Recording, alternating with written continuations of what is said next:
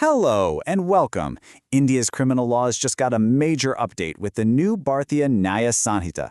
So today, we're going to dive deep into one of the most fundamental questions in all of law. What is the real difference between an unlawful killing and a cold-blooded murder? Let's get into it.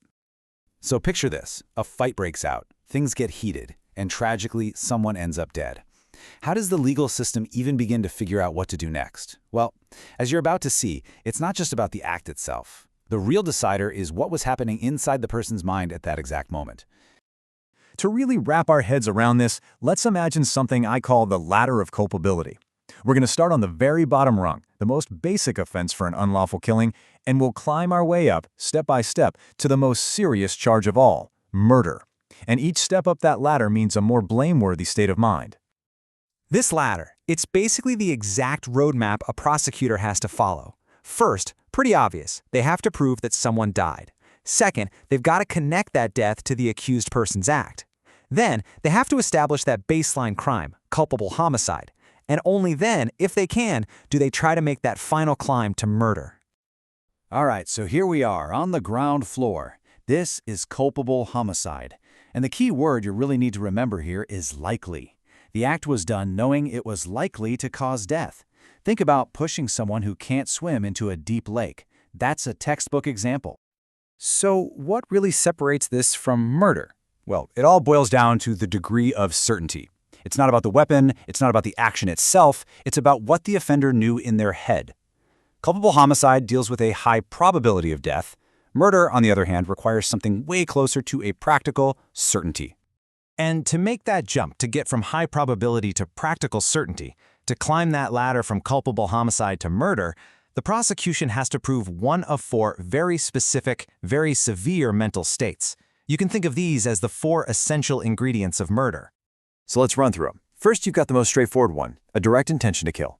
Simple. Second, intending an injury that you know will be fatal to that specific person, say hitting them right where they just had surgery. Third, intending an injury so severe that it would be sufficient to kill pretty much anyone. And fourth, and this is the trickiest one, is simply knowing your act is so incredibly dangerous that death is almost a foregone conclusion, like, say, throwing a venomous snake at someone. Now, for that fourth category, that imminently dangerous act, the law adds this really critical little phrase. Was it done without any excuse? This basically asks, did the person knowingly take this huge, life-threatening risk without any good reason or justification? This little phrase is the key that unlocks some of the most difficult cases you'll ever see. Just look at these three stories. They show this excuse test in action perfectly. In all three, a woman jumps with her baby, which is without a doubt an imminently dangerous act. But look at the verdicts. When she's fleeing criminals or an abusive husband, her terror provides a valid excuse, and the crime is culpable homicide. But when she jumps after just a simple argument, there's no valid excuse for taking that risk, and it becomes murder.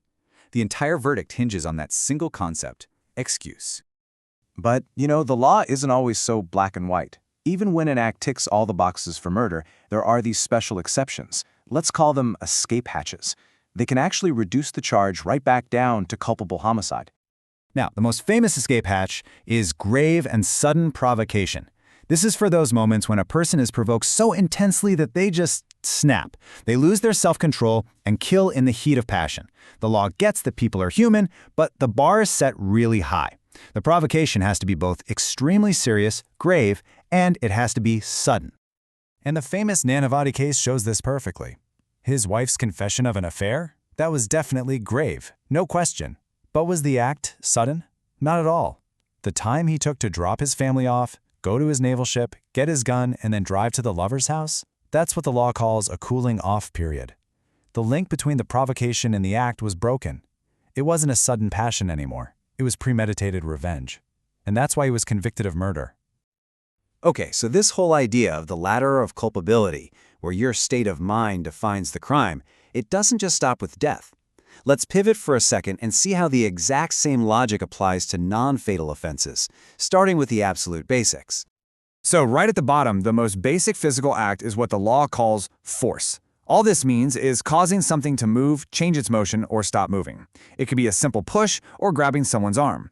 It can even be indirect, like if you pull a chair out from under someone. Now, just using force isn't a crime. We bump into people on the street all the time. To climb the ladder and make it a criminal offense, you need a specific formula.